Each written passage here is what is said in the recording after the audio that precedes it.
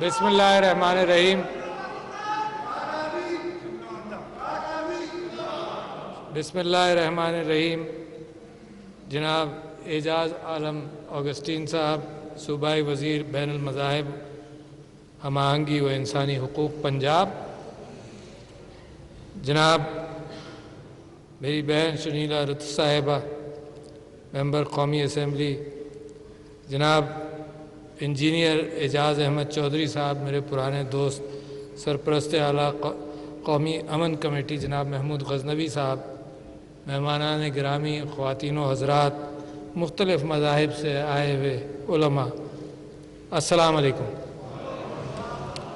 सबसे पहले तो मैं आपसे गुजारिश ये करूं कि ये मास्क जो मैंने अभी उतारा, इस हवाले से ये पैगाम दोबारा आप तक पहुंचाएं कि आप जानते हैं कि हुकूमत पाकिस्तान इस बात की इत्तला आपको दे रही है कि कोविड का दूसरा हमला हुआ है और वो ज़्यादा परेशान कुन है, ज़्यादा मुहलिक है। और इस सिलसिले में जो एहतियात और जो SOPs के लिए आपकी भलाई के लिए और आपके दोस्तों और रिश्तेदारों की भलाई के लिए कि आप एहतियात जारी रखें और एहतियात को दोबारा करें। मैं ख़ुद भी आप ही की तरह भूल का आदी भी हूँ। ख़ुद भी मैंने जो एहतमाम शुरू में किए थे वो अब मैंने कम कर दिए थे। जिस तरह से मैं हाथ धोता था पाबंदी से, उसको भी कम कर दिया था। मगर अब दोबारा मैंने 3 चीज़ों का एहतमाम किया और इससे ज़्यादा चीज़ें हैं भी नहीं कि आदमी मास्क पहने, फासले रखे और अपने हाथों को मुसलसल धोता रहे। और इसकी मैं मिसाल लेना चाहता हूँ कि जब एक कौम डिसिप्लिन होती है तो उस कौम के ऊपर अल्लाह ताला रहम भी फरमाता है, उस कौम को ताकत भी बख्शता है। और आपको याद होगा तारीख़ इस्लाम का शुरू के वाक़यात में जंग ओहद के अंदर हुज़ूर अकरम सल्लल्लाहु अलैहि वसल्लम, मेरे आखिरी नबी, उन्होंने कुछ तीर अंदाज़ों को एक पहाड़ पर खड़े होने की एक तरफ कहा था कि तुम खड़े रहना, एहतमाम करना है इस बात का कि इस तरफ से हमला ना हो। उन लोगों को ख्याल ये हुआ कि शायद अब हम जीत गए हैं और उन्होंने वो एहतियात और एहतमाम ना किया। नतीजा ये हुआ कि इस बात का इम्कान बढ़ गया था कि वो जंग जो है वो हारी जाए और अल्लाह ताला ने उनको माफ़ किया। तो लिहाजा जिस जिम्मेदारी पर एक मर्तबा आप किसी हद तक इस बात को जीत चुके हैं तो इसमें कमी ना करें। मुझे वाक़या याद आता है कि जब मोहम्मद बिन कासिम सिंध आए तो फतूहात के एतबार से, हमलों के एतबार से वो जीतते चले जा रहे थे। तो एक राजा था, उस तक इत्तला पहुंची कि भाई ये मामला तो बड़ी तेज़ी से बढ़ रहा है।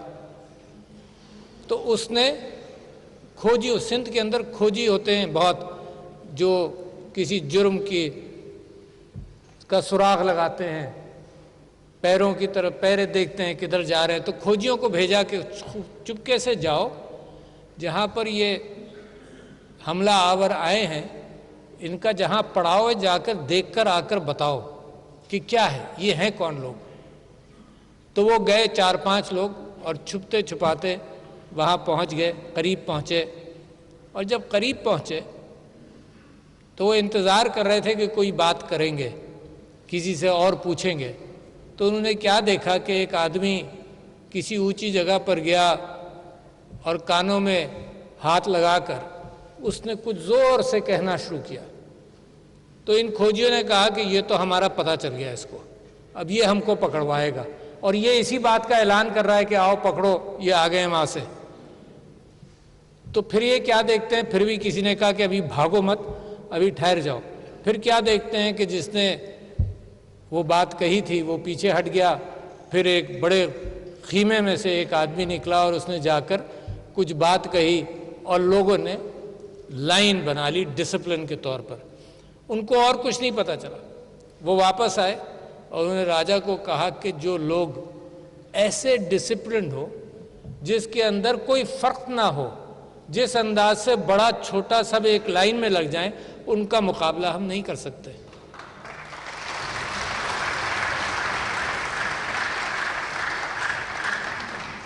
फिर वहाँ से बादशाह ने कुछ तोहफे तहाइफ तैयार कर कर लोगों को भेजा मोहम्मद बिन कासिम के पास। और جب وہ لوگ پہنچے اس نے بڑی آؤ بھگت کی، ان کی بٹھایا اور ان سے کہا کہ آپ تو مرزوق ہیں، آپ لوگ تو مرزوق ہیں، اور یہ چنا قبیلے، آپ نے نام سنا ہوگا، چنا قبیلے کے لوگ تھے سندھ میں. تو محمد بن قاسم نے کہا آپ تو مرزوق ہیں. انہوں نے کہا اس کا کیا مطلب؟ اس نے کہا کہ یہ جن کو اللہ تعالیٰ رزق کی فراہمی دیتا ہے وہ مرزوق ہوتے ہیں. تو آج تک وہ چنا قبیلے اپنے آپ کو مرزوق بھی کہتے ہیں.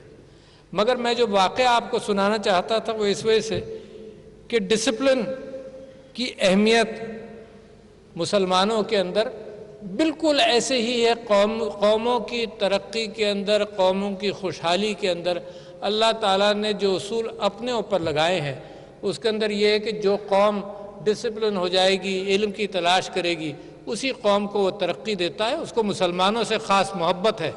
وہ 19-20 15-20 ایک کے ساتھ یہ سب وہ کرتا ہے، مگر اس نے ایک دنیا کا اصول بنایا ہے. اسی بنیاد پر وہ چاہتا ہے کہ مسلمان قوم آگے بڑھے، دنیا کے علوم کو حاصل کرتی جائے اور ڈسپلن اپنے آپ کو کرے. میں آپ کو اسی حوالے سے، میں جب آپ کے سامنے کھڑا ہوں حضور اکرم صلی اللہ علیہ وسلم کے حوالے سے بات کرنے کے لیے، تو جیسے آپ کا ویسے میرا بے انتہا محبت کا رشتہ ہے. میں ان کی زندگی کے متعلق گھنٹوں بیٹھا آپ کے سامنے بات کرتا رہوں، بات مکمل نہیں ہوگی. جتنا میں پڑھتا چلا جاتا ہوں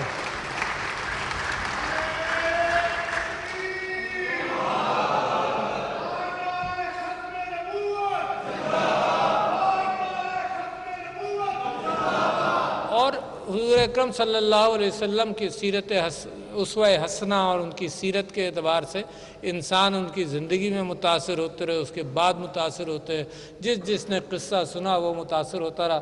تو مجھے کچھ دنوں پہلے میں ایک واقعہ پڑھ رہا تھا ہارون رشید کا، خلیفہ ہارون رشید کا، کہ وہ خطبہ دے رہے تھے اور پہلا حصے کے بعد جب وہ بیٹھے تو ایک آدمی کھڑا ہوا اور اس آدمی نے کہا تم تو انصاف نہیں کرتے، تمہارے ہاتھ میں انصاف نہیں ہے.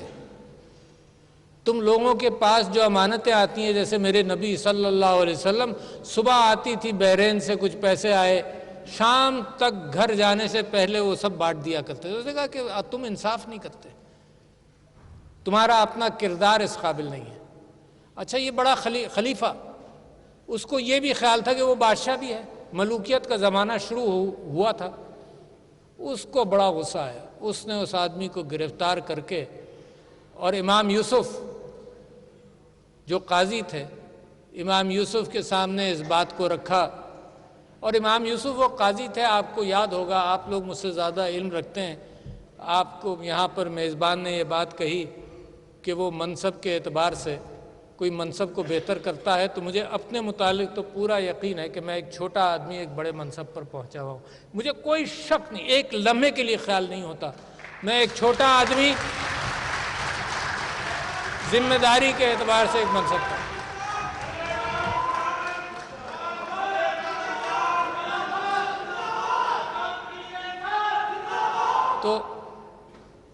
تو میں آپ کو یہ سنا رہا تھا کہ امام یوسف کے جو استاد تھے امام ابو حنیفہ، ان کو خلیفہ نے بہت تیار کیا کہ تم قاضی القضات بن جاؤ، چیف جسٹس بن جاؤ. انہوں نے کبھی وہ بننے کے لیے تیار نہیں ہوئے. تو امام یوسف نے جب اجازت لی، جب امام یوسف کو دعوت دی گئی اس چیز کی اور ان کے اوپر بھی پریشر پڑا، تو جب انہوں نے امام ابو حنیفہ سے اجازت لی تو امام ابو حنیفہ نے یہ کہا، ان کو نصیحت کی کہ دیکھو تمہارے فیصلے سے کسی غریب کا خون نہیں بہنا چاہیے. تم اپنی گردن کٹا دینا، اپنا خون بہا دینا، مگر غریب کا خون کبھی مت بہنے دینا. اس ہدایت کے بعد امام یوسف جو تھے وہ قاضی بن گئے. تو ہارون رشید نے جب امام یوسف کے سامنے یہ بات رکھی اور بڑے غصے میں اس نے کہا کہ یہ آدمی کھڑا ہوا اور اس نے یہ بات کہی اور اس طرح سے کہا،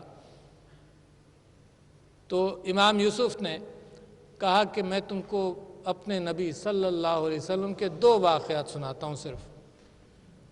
حضور اکرم صلی اللہ علیہ وسلم کے خیرات کر رہے تھے، زکوٰۃ دے رہے تھے، اور بالکل ملتا جلتا انہوں نے واقعہ سنایا کہ خیرات کر رہے تھے، زکوٰۃ دے رہے تھے. ایک بدو کھڑا ہوا اور اس بدو نے کھڑے ہو کر یہ کہا کہ آپ انصاف نہیں کر رہے. میرے نبی کے سامنے، اور صحابہ سارے دنگ یہ دیکھنے کے لیے کہ میرے نبی صلی اللہ علیہ وسلم کیا کہیں گے۔ انہوں نے بڑے پیار سے اس کو بٹھایا اور اس سے کہا کہ سنو، اگر نبی انصاف نہیں کر سکتا تو دنیا میں کوئی انصاف نہیں کر پائے گا، تم صبر کے ساتھ بیٹھو۔ اور جب وہ محفل ختم ہوئی، اس کو خود احساس ہوا کہ میرے نبی صلی اللہ علیہ وسلم کیسا انصاف کرتے ہیں۔ اس کے بعد دوسرا واقعہ سنایا امام یوسف نے،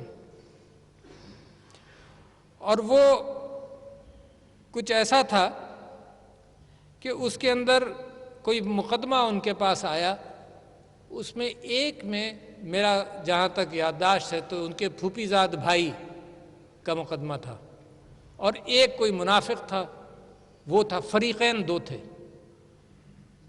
تو وہ فیصلہ ہو گیا تو پھوپھی زاد بھائی کے حق میں ہوا، حضور اکرم صلی اللہ علیہ وسلم نے فیصلہ دیا۔ تو وہ منافق جو ہے اس نے کہا کہ دیکھا، مجھے تو پتہ تھا کہ تم اپنے بھائی کی طرف ٹلٹ کرو گے، اور تم نے اپنے بھائی کی طرف فیصلہ کر دیا۔ حضور اکرم صلی اللہ علیہ وسلم نے، اور پھر صحابہ تماشا صحابہ دیکھتے تھے، بڑی محبت تھی ان کو میرے نبی صلی اللہ علیہ وسلم کے ساتھ، اتنی محبت کہ کسی کو اگر یہ پتا چلا کہ نبی کو لوکی پسند تھی تو زندگی بھر لوکی کھائی۔ میں کہتا ہوں کہ یہ بہت بڑی بڑی باتیں ہیں جو میرے اوپر بھاری گزرتی ہیں کہ لوگ ایسی بھی محبت کر سکتے ہیں، ساری زندگی لوکی کھائی۔ یہ صحابہ کی محبت، اچھا وہ محبت کردار سے، شفقت سے، محبت سے آئی تھی، وہ اس وجہ سے نہیں تھی کہ وہ اللہ کے نبی تھے۔ اللہ کا پیغام تو، میں یاد ہے مجھے جب میں ابھی اعجاز صاحب کو کہہ رہا تھا کہ 2007 میں جب میں سیکرٹری جنرل بنا پارٹی کا، تو میں نے ان کی ذمہ داری، ان کی طرف سے درخواست کی کہ ساؤتھ پنجاب میں چل کر کام کرتے ہیں۔ تو یہ اپنی تقریروں میں یہ کہتے تھے کہ اگر اللہ کو اپنی ربوبیت کا اور اپنے خالق ہونے کا پیغام انسانوں کو دینا تھا، پیغمبروں کی اس کو ضرورت تھوڑی ہے، وہ تو آسمانوں پر روزانہ لکھا ہوا آ جاتا کہ تمہارا اللہ ہے، تم اس کی پیروی کرو، تم اس کی پوجا کرو۔ نبی کے ذریعے پیغام ہی اس لیے آیا کہ انسانوں کے دلوں پر اثر ہو۔ ایک تو کیفیت ہے نا کہ ہیبت کی، اور یہ کہ خالق ہے اور عیاں ہے، مگر نبی صلی اللہ علیہ وسلم تو آئے اس لیے کہ دلوں پر راج کریں۔ دلوں پر راج جو ہے نا وہ کسی اور انداز سے نہیں ہوتا۔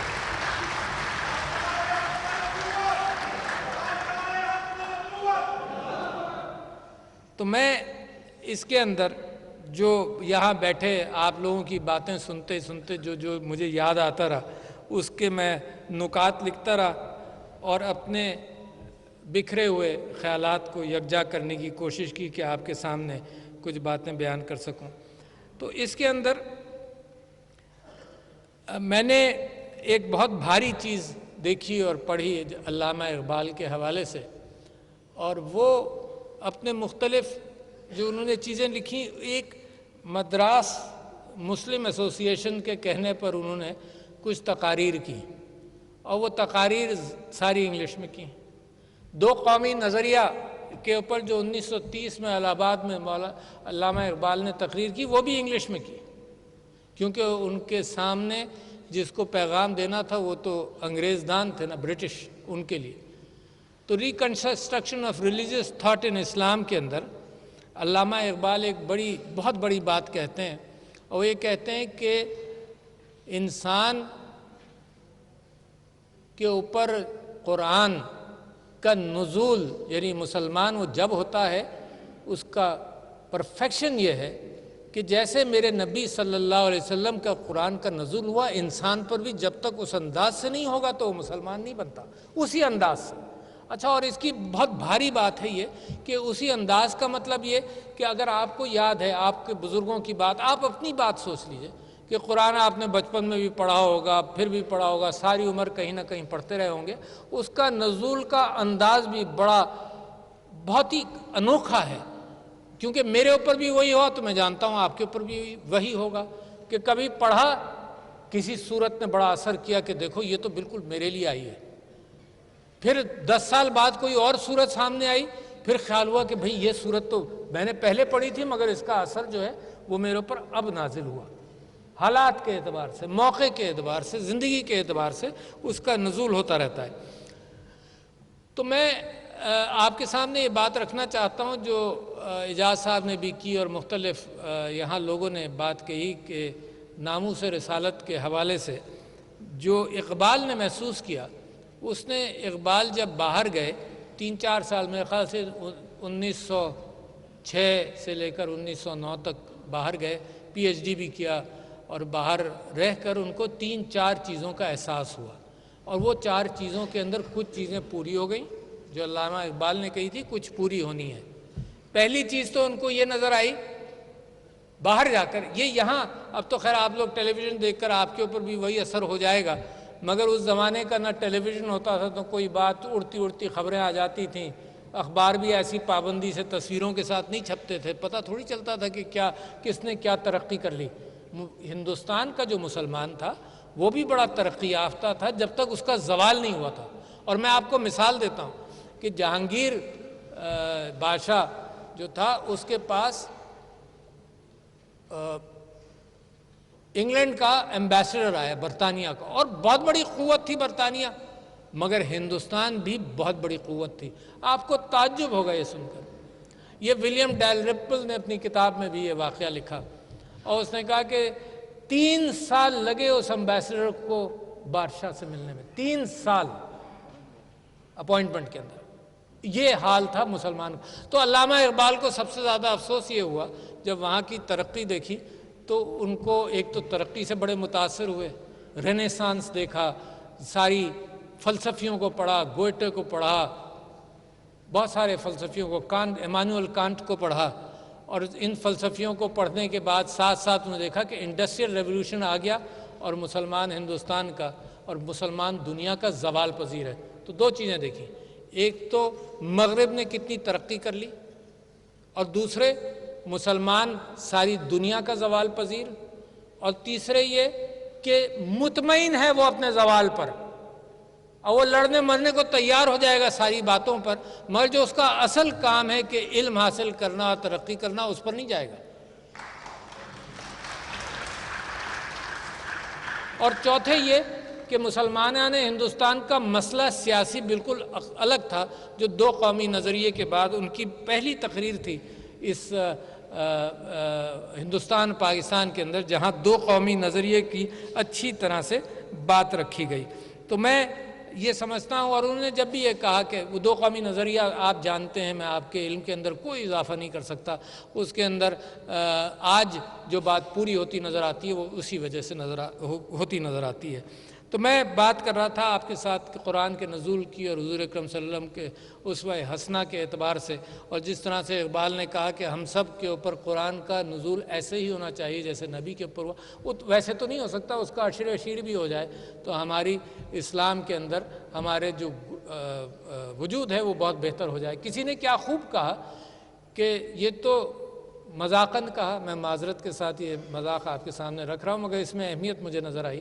اس نے مذاقاً یہ کہا یہ تو شکریہ ادا کیجئے کہ چائنا کا کہ وہ ہرے بلب اور لڑیاں بنا دیتا ہے تو نبی کے ساتھ محبت کا اظہار ہم پبلکلی کر دیتے ہیں، مگر اپنے کردار سے بڑی کسر نظر آتی ہے۔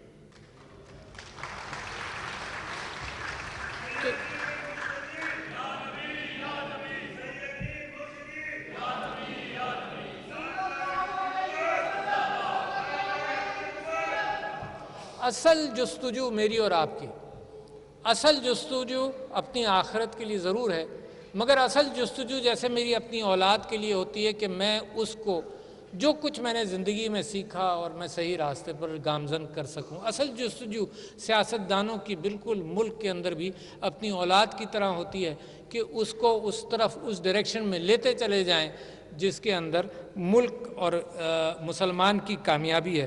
میں حضور اکرم صلی اللہ علیہ وسلم کے حوالے سے آپ سے بات کر رہا تھا کہ جب بھی کوئی بات پڑھتا ہوں تو مجھے اندازہ ہوتا ہے ہر چیز انوائرمنٹ کے اعتبار سے میرے نبی صلی اللہ علیہ وسلم کی احادیث، پانی کے لیے کہ احتیاط کرو، دریا کے پاس بھی وضو کرتے ہو، یہ اس زمانے کی بات ہے جب پانی دریا میں بہت تھا، کوئی کمی نہیں تھی، جب کہ یہ بات بڑی اہمیت رکھتی ہوگی، لوگوں کی سمجھ میں نہیں آئی ہوگی، جب اس کا نزول میرے اوپر اب ہو رہا ہے اس بات کا، مگر وہ کس زمانے میں، جب تو ضرورت نہیں تھی اس بات کی، اس زمانے میں میرے نبی صلی اللہ علیہ وسلم پیڑ لگانے کے اعتبار سے کتنی مرتبہ لوگوں کو انہوں نے کہا کہ لگاؤ اور اس سے ثواب ہوگا، تمہیں ثواب ملے گا۔ آج اس بات کا نزول میرے پاکستان پر ہوتا ہے۔ میرے نبی صلی اللہ علیہ وسلم کی نفاست، صفائی، طہارت، نصف ایمان کے حوالے سے جو زندگی گزرتی تھی، اس عربستان کے اندر جہاں پانی کی قلت ہوگی ضرور، وہاں پر صفائی کا اہتمام، وہاں پر 5 وقت وضو کرنے کا اہتمام۔ اور میں نے اسلامک آئیڈیالوجی کونسل میں جیسے ہی صدارت کی ذمہ داری پڑی تو اسلامک آئیڈیالوجی کونسل کو میں نے خط لکھا 4 چیزوں کے لیے۔ یہ ہے مارچ 2019 کی بات، کووڈ سے 1 سال پہلے، اور وہ 4 چیزیں کیا تھیں اور آپ کے سامنے بھی رکھنا چاہتا ہوں وہ 4 چیزیں، کیونکہ وہی میرے نبی صلی اللہ علیہ وسلم کی ہدایات ہیں۔ ایک تو میں نے لکھا کہ کمیونیکیبل ڈیزیز جو مجھ سے آپ کو لگنے کا امکان ہے یا آپ کو مجھ سے، اس کے اندر ہم ماسک پہنتے ہیں، اس کے اندر جو یہ ہاتھ دھونے کی کیفیت ہے، سب سے زیادہ کمیونیکیبل ڈیزیز سانس سے اور ہاتھ سے چلتی ہیں۔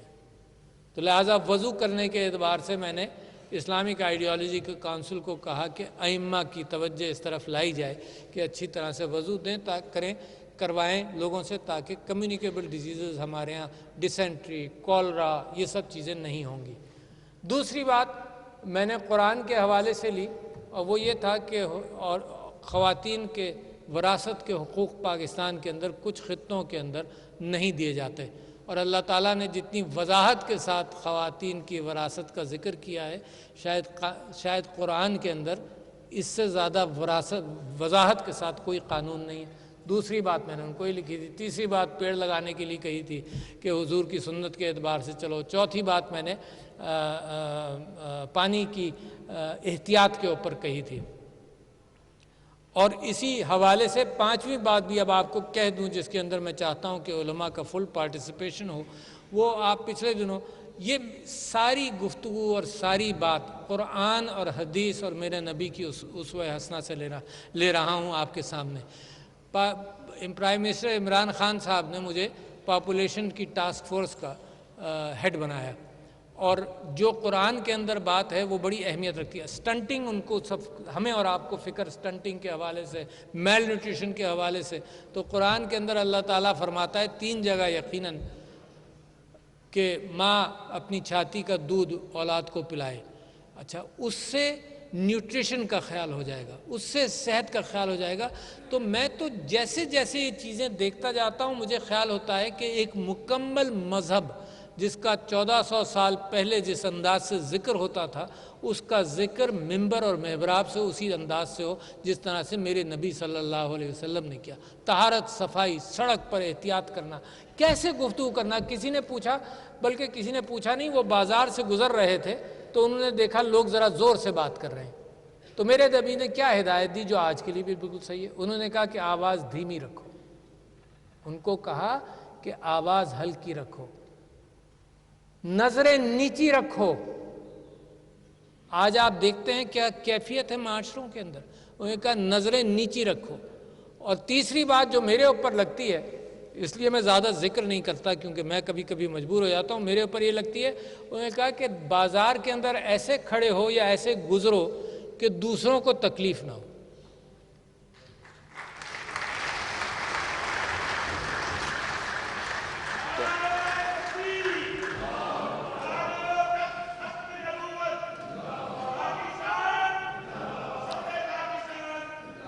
لوگ ایسے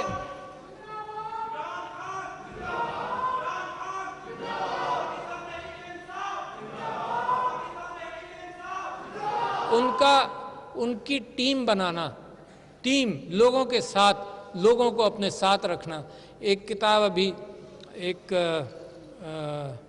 مصنف ہے معراج محی الدین کے نام سے، اس نے ایک کتاب لکھی ریویلیشن، اس کے اندر وہ 2 چیزیں لکھتا ہے۔ ایک تو یہ لکھتا ہے کہ یہ جو اسلام کا پیغام تھا وہ سوشل، ٹوٹلی سوشل تھا۔ تو سوشل جو ظلم وہاں پر اشرافیہ کے اعتبار سے جو ایکسپلائٹیشن معاشرے کا شروع ہوا تھا، وہ پیغام تھا، اس کو توڑنے اسلام آیا، کیونکہ ربوبیت کا ذکر صرف فرق کیا تھا، لوگ کئی ایک خداؤں کو مانتے تھے، اسلام نے آ کر کہا ہے ایک خدا کی پیروی کرو، مگر چیلنج اس معاشرے کو کیا جس کے اندر ظلم تھا، جہاں پہ برابری کی کیفیت پیدا کی۔ عورتوں کے حقوق آپ سمجھتے ہیں یہ یورپ کے اندر 200 سال پہلے تک عورت کی وراثت نہیں تھی، یہ 1400 سال پہلے آپ کو خدا نے اس وراثت کا اہتمام کروا دیا۔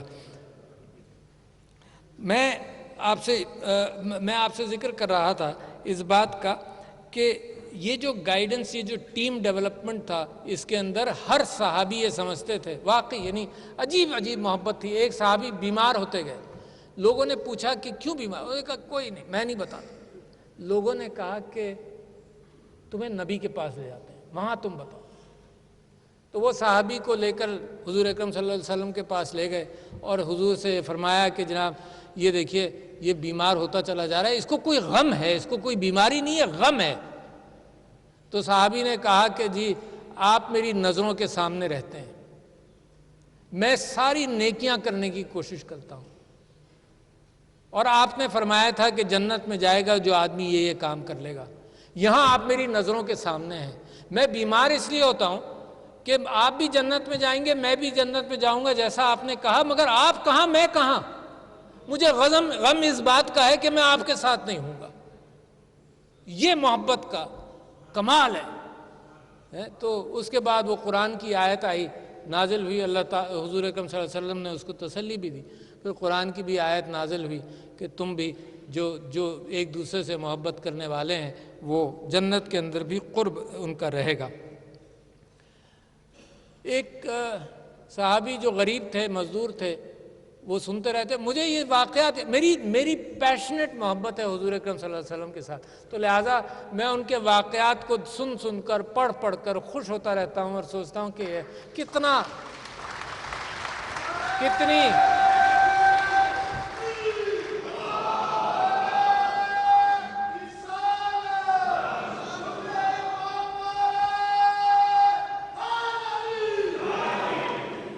کتنی عظیم شخصیت ہے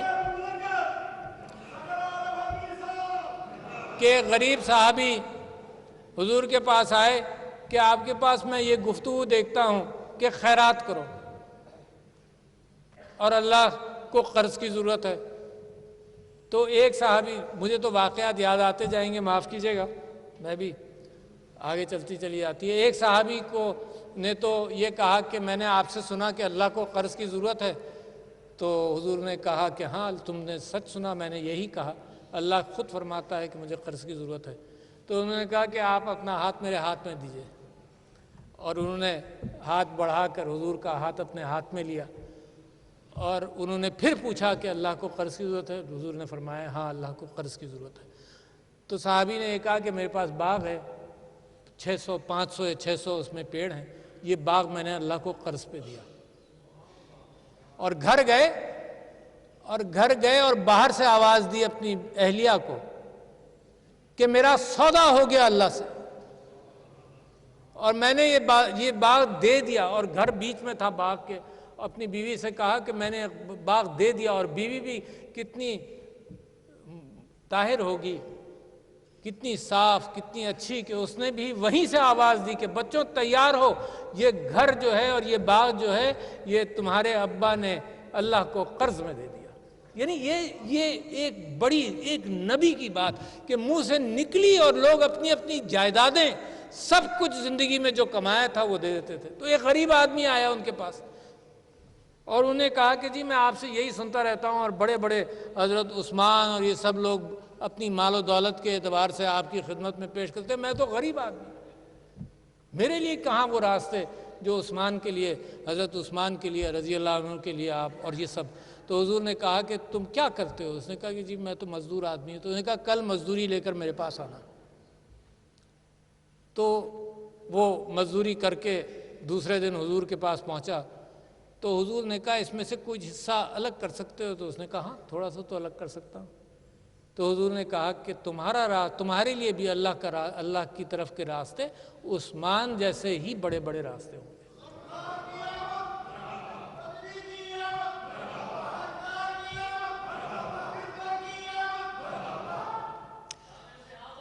جناب علی میں ٹیم بنانے کے اعتبار سے ہمیشہ کوشش کرتا رہا، اپنی پارٹی کے اندر بھی لوگوں کو ساتھ لے کر چلتا رہا۔ میرے والد صاحب مرحوم بڑے پرفیکشنسٹ تھے، تو وہ سارے کام خود کرتے تھے اور بالکل پکے اچھے کرتے تھے، اور میں ان سے کہتا تھا کہ دیکھیں سارے کام جب آپ خود کرتے ہیں تو 100 کام آپ کو کرنے ہوں گے، 100 کام آپ بالکل پرفیکٹ کر لیں گے، مگر کاموں کی یہاں ضرورت تو ہزاروں کی ہے، تو لہٰذا اگر ٹیم کے ذمے کر دیں تو 75 کام آپ کریں گے، نالائقی میں 50 کام کوئی اور کرے گا، 60 کوئی اور کرے گا، سب کو جوڑیں گے تو کئی ہزار کام تو ہو جائیں گے۔ تو ٹیم بنانے کی جو کوشش ہے اس کے اندر سب سے بڑا ٹیم بنانے والا میرے آخری نبی صلی اللہ علیہ وسلم سارے لوگوں کو کس طرح سے جمع کرتے تھے۔ تو معراج محی الدین کا میں ذکر کر رہا تھا، اس نے یہ لکھا کہ ہر صحابی کو یہ خیال ہوتا تھا کہ سب سے زیادہ محبت میرے نبی کو مجھ سے ہے، ہر صحابی یہ سمجھتا تھا کہ سب سے زیادہ محبت۔ اچھا اب یہ کتنی اچھی بات ہے، جیسے اولاد نہیں ہوتی، اولاد کو بھی یہ کبھی کبھی یہ خیال آ جاتا ہے کہ اس سے زیادہ محبت ہے اور اس سے زیادہ محبت ہے، اور کہاں بڑے بڑے لوگ، بڑے طاقتور لوگ، بڑے میچور لوگ، ان کو یہ خیال ہو کہ میرے نبی کو سب سے زیادہ اگر محبت ہے تو مجھ سے محبت ہے۔ اس طرح سے ٹیم بنتی ہے، اور لہٰذا انہوں نے جو ٹیم بنائی اس کو آپ نے دیکھا کہ کئی سو سال تک حکمرانی بھی کی، دلوں میں اثر بھی کیا، اور آج بھی دلوں پہ اثر کرتا ہے۔ تو یہ چند باتیں جو میں آپ کے سامنے رکھنا چاہتا تھا۔ ہر ایک سے مشورہ کرتے تھے، ہر ایک سے رائے لیتے تھے۔ میں نے پچھلی مرتبہ شاید یہیں پر ذکر کیا، کہیں اور مجھے ایک حدیث یاد آئی کہ صفائی کا اتنا اہتمام کرتے تھے، پبلک صفائی، لہٰذا میں آپ لوگوں سے کہتا ہوں کہ آپ بھی اتنا ہی اہتمام کریں جتنا حضور اکرم صلی اللہ علیہ وسلم پبلک صفائی کا اہتمام کرتے تھے۔ تو ایک دن لکڑی لے کر مسجد نبوی کی دیوار سے کچھ کھرچ رہے تھے اور آواز دے رہے تھے کہ کوئی ہے، تو کوئی بچے تھے وہاں پر پہنچے، انہوں نے کہا جی عطر لے آؤ، میرے نبی صلی اللہ علیہ وسلم نے حکم دیا عطر لے آؤ۔ تو وہ بچے نے پوچھا کہ آپ کیا کر رہے ہیں؟ تو انہوں نے کہا عطر لے آؤ۔ تو عطر لے کر آیا، جب عطر لے کر آیا تو انہوں نے دیوار پر، مسجد نبوی کی دیوار پر چھڑکا۔ تو بچے نے پوچھا کہ آپ کیا کر رہے تھے؟ تو حضور اکرم صلی اللہ علیہ وسلم، یہ نبی ہیں صلی اللہ علیہ وسلم، لیڈر ہیں وہاں کے، اور مسجد کی دیوار پر انہوں نے کہا یہ کہ کوئی تھوک کر چلا گیا تھا، اس کا بلغم چپک گیا تھا، تو میرے نبی صلی اللہ علیہ وسلم نے اپنی لکڑی سے اس کو صاف کیا۔ یہ ہے طہارت، یہ ہے صفائی، یہ ذات کے ساتھ، نفس کے ساتھ اپنی ایک طہارت، وہ کہ جسمانی طہارت، ایک روحانی طہارت، ایک پاکیزگی خیالات، ان سب کے حوالے سے میں سمجھتا ہوں کہ کوئی اس سے بڑا میری نظر میں، نہ آپ کی نظر میں کوئی ایسا، لہٰذا یہ سارے واقعات اس بات کی تیاری کرتے ہیں کہ ریاست مدینہ کا تصور ہے کیا، ریاست مدینہ کا تصور ہے کیا۔ اچھا، ریاست مدینہ کا تصور، سب سے پہلے تو تصور یہ ہے کہ جو بے یار و مددگار ہیں ان کا سہارا بنے میرے نبی، سب سے بڑی بات، سب سے اہم بات، ان کا سہارا بنے میرے نبی۔ میرے نبی صلی اللہ علیہ وسلم نے درگزر کے حوالے سے جو یہاں پر کچھ واقعات کا ذکر ہو، آپ کے ذہن میں بھی بہت سارے ہوں گے کہ کس طرح سے وہ معاف کر دیا کرتے تھے۔ کس نے کوڑا پھینکا، کسی نے پتھر مارے۔ مکے کا ذکر ہے کہ حضور کی طرف پتھر پھینکے گئے، مارے گئے، تو 2 یہودی کسی دوسرے شہر سے آئے تھے اور وہ اس تلاش میں تھے کہ جس نے دعویٰ کیا ہے اسلام کا اس کو جا کر دیکھیں تو صحیح۔ تو انہوں نے دیکھا کہ ایک آدمی، یقیناً میرے نبی کا ذکر ہے، ایک آدمی آگے جا رہا ہے، بچوں نے پتھر بھی مارا، ان کو لگا بھی، گرے بھی۔ تو دونوں نے، یہودیوں نے آپس میں یہ بات کی کہ اگر یہ سچا نبی ہے تو یہ ابھی ہاتھ اٹھائے گا اور اللہ ان کو سزا دے گا جنہوں نے نبی کے ساتھ یہ حرکت کی۔ اور وہ کیا دیکھتے ہیں کہ حضور اکرم صلی اللہ علیہ وسلم ہاتھ اٹھا کر اللہ تعالیٰ سے دعا کرتے ہیں کہ ان کو معاف کر دے جنہوں نے پتھر پھینکا میرے اوپر۔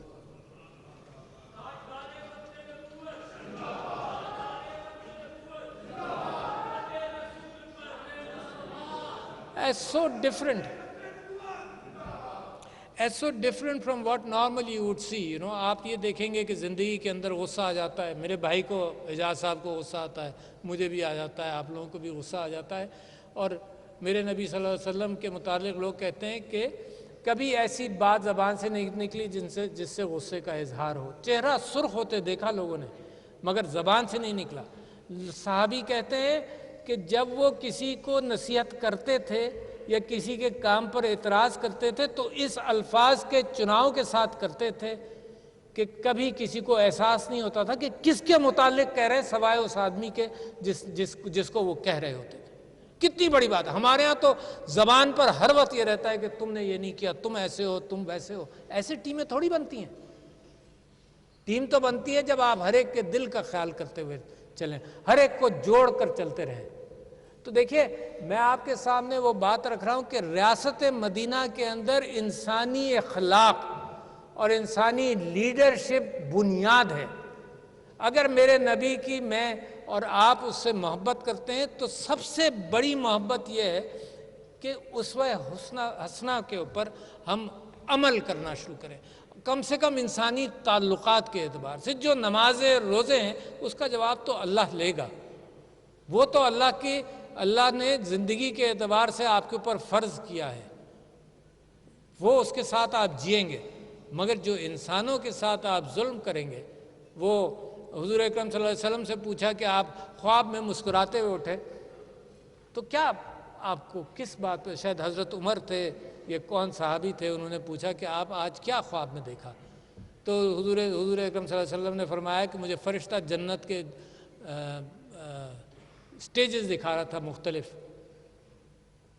اس کے اندر پہلی سٹیج یہ تھی کہ جہاں لوگ بڑے خوش تھے، بڑے امن سے تھے. تو میں نے فرشتے سے پوچھا کہ یہ کون سی جگہ ہے؟ اس نے کہا یہ وہ جگہ ہے جہاں پر آپ کے اعمال کا، سارے انسانوں کے اعمال کا اللہ تعالیٰ نے حساب کر دیا. جس نے جس کے ساتھ زیادتی کی تھی اس کی نیکیاں ادھر ڈال دی گئیں، اور یہ سب وہ جن کا حساب پرفیکٹ ہو چکا، یہ وہ لوگ ہیں. اچھا، اس کی نیکسٹ سٹیج تو اور بھی خوبصورت تھی، اور بھی اچھی تھی. تو میرے نبی صلی اللہ علیہ وسلم نے پوچھا فرشتے سے کہ یہ کون سی سٹیج؟ تو فرشتے نے کہا یہ وہ سٹیج ہے جس میں لوگوں نے دوسروں کو معاف کیا، جنہوں نے ظلم کیا ان کو معاف کیا. یہ وہ سٹیج ہے. اور ہم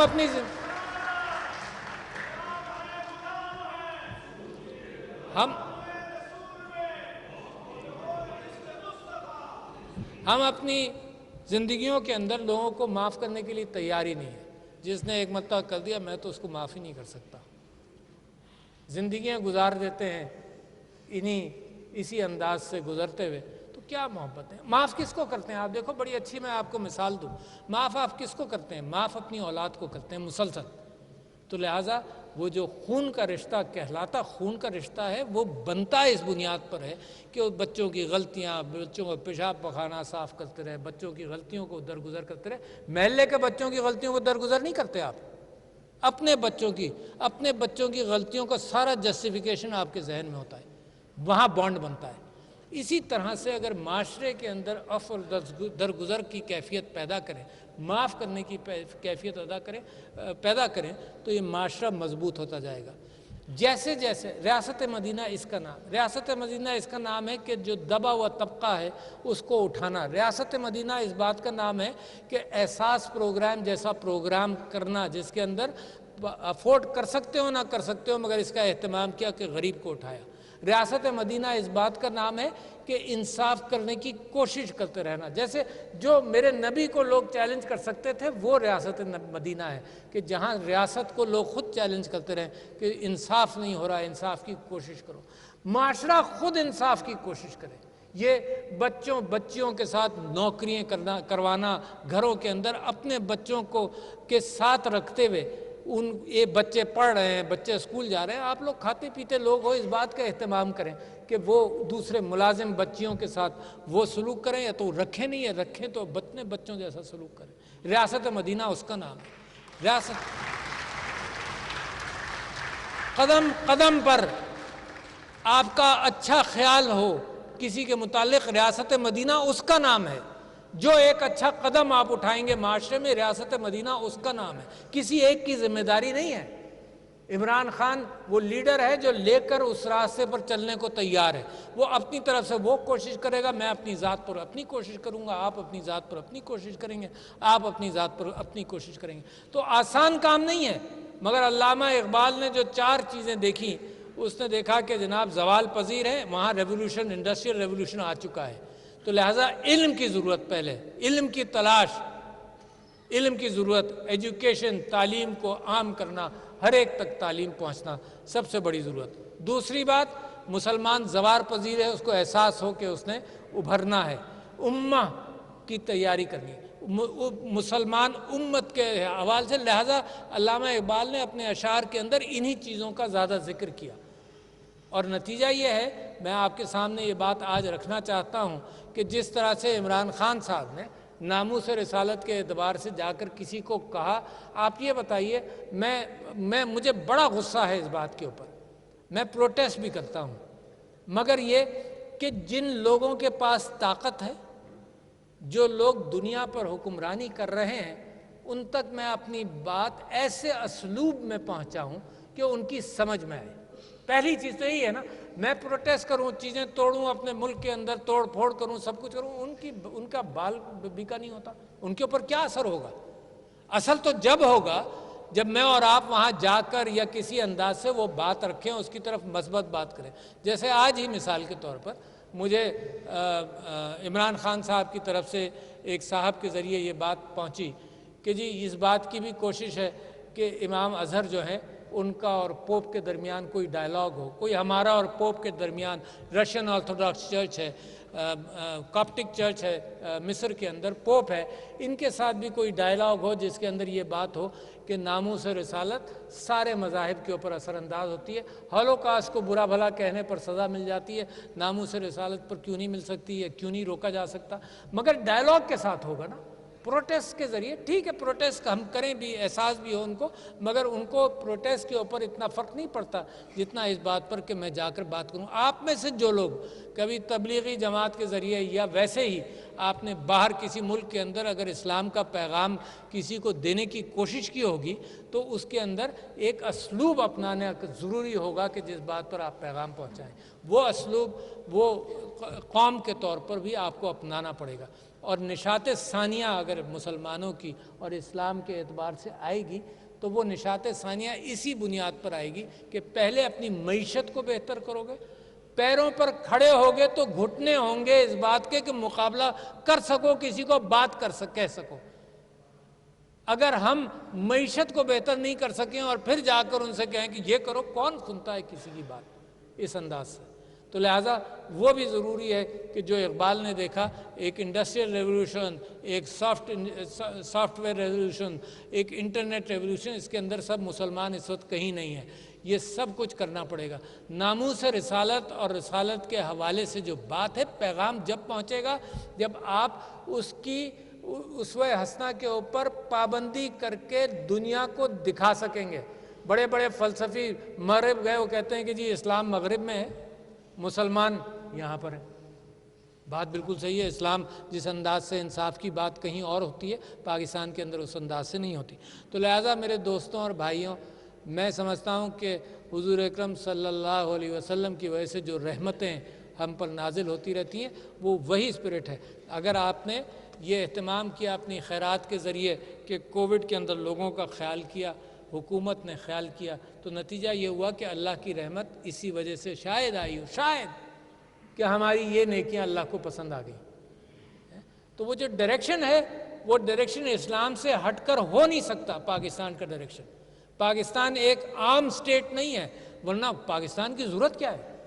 آپ کسی اور ملک میں جا کر بھی اسی طرح سے اگر صرف انصاف کی آپ کو تمنا ہے تو بہت سارے ممالک میں میرے اور آپ کے لیول پر انصاف مل جاتا ہے. پاکستان کا تو مقصد ہے ریاست مدینہ. پاکستان کا مقصد ہے کہ صرف انصاف نہیں بلکہ ایک مکمل انداز سے انسان کا تعلق ریئلزم کے ساتھ ساتھ، سائن کے ساتھ ساتھ، اسپریچولزم کے ساتھ ساتھ، یہ سارے تعلقات کی بنیاد پر ایک مکمل انسان جس جیسی ریاست کے اندر رہ سکتا ہے. اسی وجہ سے میرے نبی کا پیغام جو ہے وہ رحمت العالمین کے حوالے سے سارے عالموں کے لیے یہ پیغام ہے. تو خواتین حضرات، میں اپنے بکھرے ہوئے خیالات آپ کے سامنے اپنی محبت کا صرف اظہار ہی کر رہا تھا. اصل میں ساری زندگی یہ چیزیں آتی جمع کرتا رہتا ہوں، بھول جاتا ہوں، پھر یاد کرتا ہوں، پھر بھول جاتا ہوں، مگر آپ کی محفلوں میں جب آتا ہوں تو کچھ چیزیں زیادہ یاد آ جاتی ہیں. بہت شکریہ آپ کا. السلام علیکم.